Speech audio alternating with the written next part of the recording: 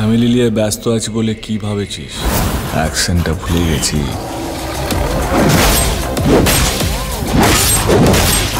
क्या आपको लगता है कि मैं परिवार मैं व्यस्त होना हूँ कारण सब कुछ भूल गया हूँ?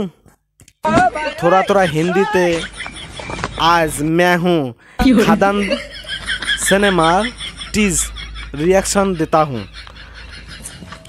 मेरा हिंदी कुछ नहीं आता है, मेरा हिंदी थोड़ा थोड़ा आता है, तो इसलिए मैं बांग्ला से रिएक्ट करता हूँ। खादान सिनेमा टीज हमको कैसा लगता है इसलिए मैं आज ये वीडियो से रिएक्शन करता हूँ।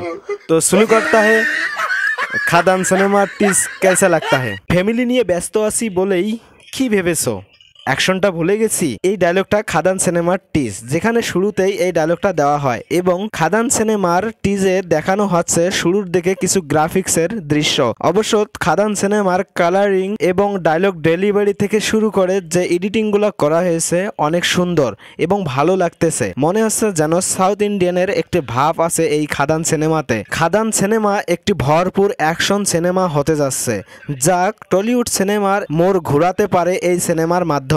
এই সিনেমাতে শুধু দেব এবং যিশু সেনগুপ্তকে দেখানো হয়েছে, বাদবাকি যত আর্টিস্ট আছে তা এই টিজের মধ্যে দেখানো হয় নাই এবং এখানে একটি বড় ধরনের মিউজিশিয়াম গান রয়েছে।